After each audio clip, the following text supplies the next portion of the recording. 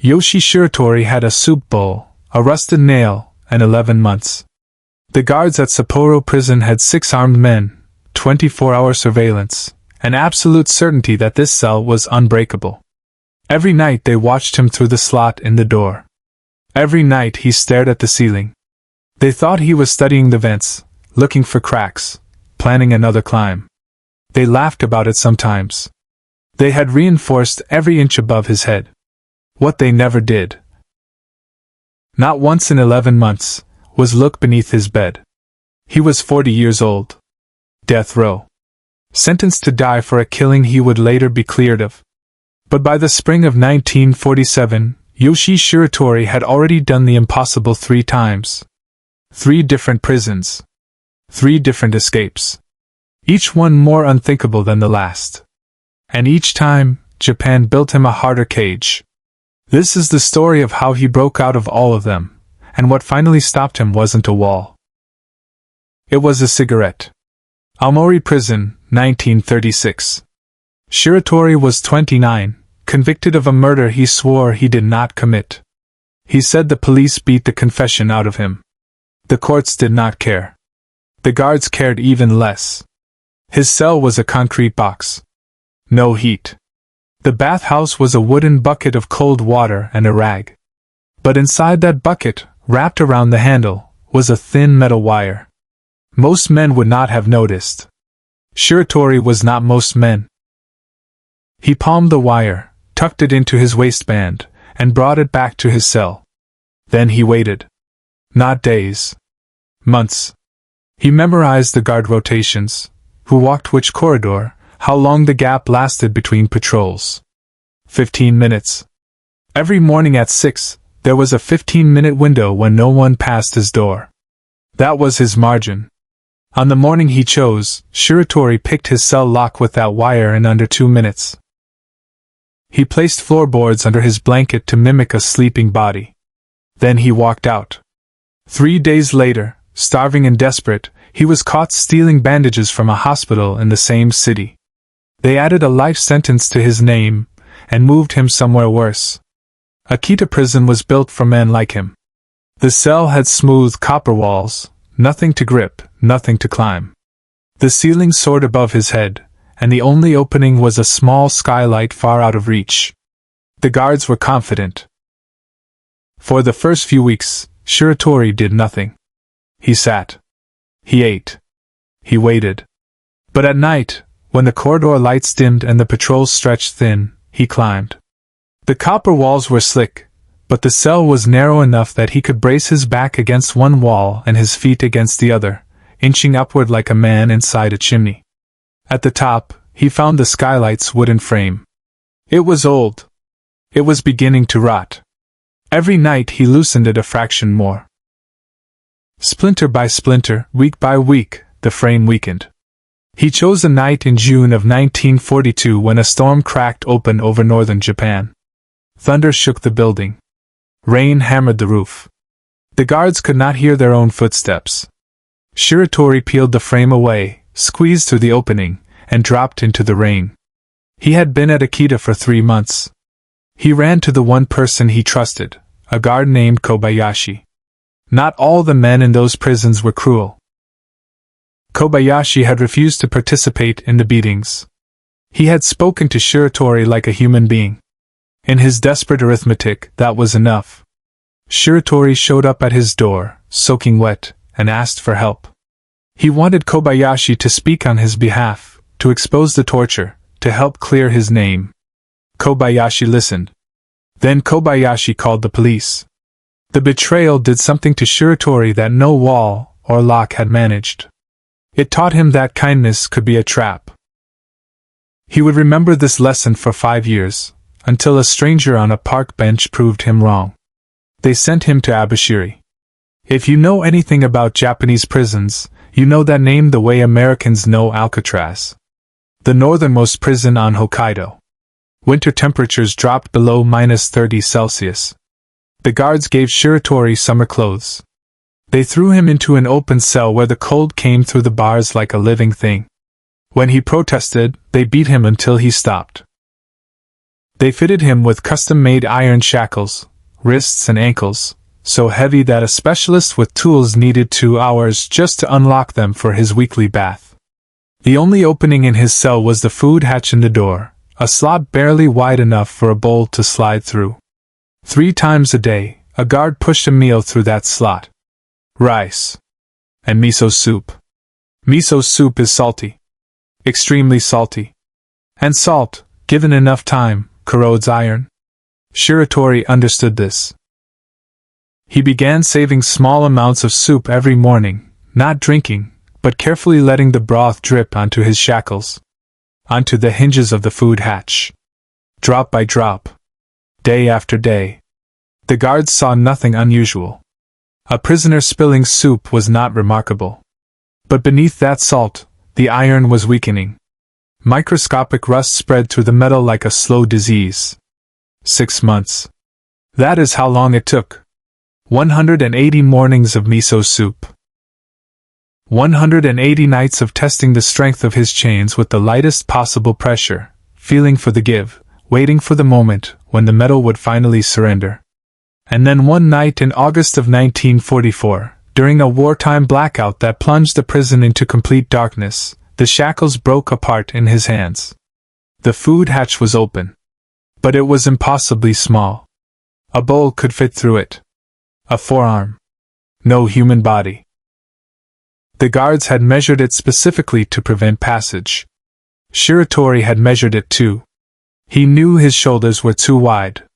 So he dislocated them. Both of them. He pressed his arms against the frame, rotated them out of their sockets, a skill he had practiced in silence for months, and forced his body through the opening like a man being born through a gap never meant for birth. He dropped to the corridor floor. The blackout hit him. The cold outside hit him like a wall of glass. -20 degrees, wearing summer clothes, with 2 dislocated shoulders. He snapped them back into place and ran into the mountains. He was the first person in 130 years to escape Abashiri. For 2 years, Shiratori lived in an abandoned mine in the Hokkaido wilderness. He ate berries. He trapped rabbits. He slept on rock and woke to silence so complete that sometimes he spoke aloud just to confirm he still existed. He did not know that Japan had surrendered. He did not know the war was over. He learned this from a newspaper he found in a schoolhouse when he finally came down from the mountains in 1946. 2 atomic bombs. An entire world rewritten. He stood in that empty schoolroom holding a newspaper with trembling hands, reading about a Japan he no longer recognized. He headed toward Sapporo. He needed food, warmth, a direction. Along the way he passed through farmland and stopped at a vegetable garden. A farmer caught him and attacked, mistaking him for a local thief. The struggle was brief and desperate. The farmer died. Shiratori would later say it was self-defense. The court sentenced him to death. And this time, Japan built him the hardest cage of all. Sapporo prison. 6 armed guards rotated in shifts so that 2 men watched his cell at every hour of every day. The cell itself was an engineering project designed with Shiratori's specific history in mind. The ceiling was raised beyond climbing distance. The walls were seamless and smooth. Every window was smaller than his skull. There were no vents, no skylights, no food hatches wide enough to exploit. They did not even bother with handcuffs. They were that confident. And every day, Shiratori stared at the ceiling. The guards noted it in their logs. He is studying the ceiling again. They inspected the ceiling weekly when he was taken for his bath. They reinforced it. They watched it. The ceiling became their obsession, because it had been his obsession before. What Shiratori was actually doing was looking up so that no one would think to look down. The wooden floorboards beneath his bed were held by bolts. Over weeks, using a metal hoop stripped from the frame of his cell's toilet, Shiratori fashioned a crude saw. He scored teeth into the metal using a nail. Every night, after the last bed check, he lay on his stomach and worked the bolts. Slowly. Silently. 1/4 turn per night on some nights when the guards seemed restless. Full rotations on quieter ones. When the bolts came free, he lifted the boards and began to dig. His tool was a miso soup bowl. The same kind of bowl that had rusted through his chains at Abashiri. But this time, it was not the salt he needed. It was the shape, concave, strong enough to scoop compacted earth, small enough to wield in a space barely wider than his shoulders. He dug only at night. He packed the loose dirt into a pocket he had carved beneath the floorboards. Every morning he replaced the boards, smoothed the surface, lay back down, and stared at the ceiling. 11 months. That is how long it took to dig a passage long enough to clear the foundation of the building. 11 months of silent work in absolute darkness, measuring his progress by feel, by the changing texture of the soil, by the faint shift in air pressure that told him he was getting closer to the outside. Some nights the digging yielded inches. Some nights the ground was frozen so hard the soup bowl barely scratched the surface. He could not risk noise. He could not rush. The guards were 6 feet away on the other side of a door. One sound, one scrape loud enough to carry, and it was over. Not just the escape. His life. On the night of April 1st, 1947, Shiratori did not surface for the bed check. A guard pulled back the blanket and found boards and bundled clothes. The tunnel opening gaped beneath the bed like an open mouth. Yoshie Shiratori was gone. His fourth escape. From death row. Under the noses of 6 armed guards. With a soup bowl. If this story were fiction, it would end with Shiratori running free forever. But real stories are more complicated and more honest than that. For 9 months he wandered. He was 40 now, exhausted, alone. The escapes had cost him his youth, his family, his name. His wife had died while he was in prison. His daughter had grown up without him. On a January afternoon in 1948 he sat on a bench near Sapporo. A police officer in uniform sat down beside him. The officer did not recognize him. They sat together in the thin winter sunlight, 2 strangers sharing a bench. Then the officer reached into his coat and offered Shiratori a cigarette. In post-war Japan, a cigarette was a luxury. This man, this stranger in uniform, was giving one to a person he did not know, for no reason other than simple human generosity.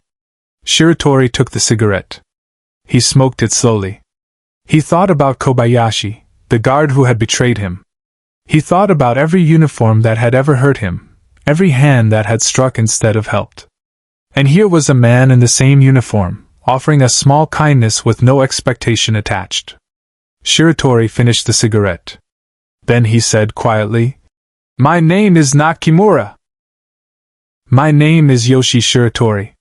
I am an escaped convict." Yoshie Shiratori escaped from 4 prisons.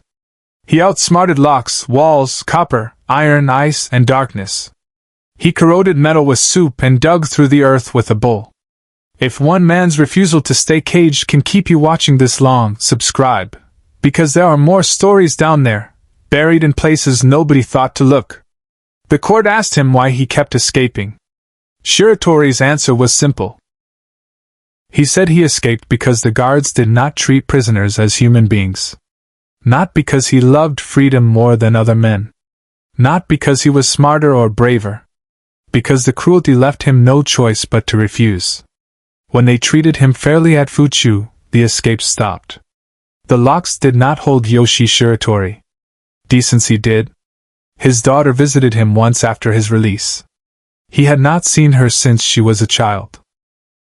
They sat across from each other in a small room in Aomori, and he told her his story, all of it, every prison, every tunnel, every night spent digging in the dark. She listened. He did not ask for forgiveness. He did not ask for admiration. He asked if she was well. She said yes. That was enough. The High Court of Sapporo overturned his death sentence. The farmer's killing was ruled self-defense. Shiratori received 20 years. He served 14 at Fuchu prison in Tokyo, where the guards treated him with basic decency. He never attempted another escape. He was paroled in 1961. He returned to Aomori to find his daughter. His wife was long dead. He worked odd jobs. He lived quietly. On February 24, 1979, Yoshie Shiratori died of a heart attack at 71 years old. A woman from his neighborhood cared for his ashes. Today, if you walk through the corridors of the Abashiri Prison Museum in Hokkaido, you will turn a corner and see a life-size mannequin suspended near the ceiling. It wears only a white loincloth. Its arms are braced against the walls. Its body is contorted as if squeezing through a gap that should not fit a human being.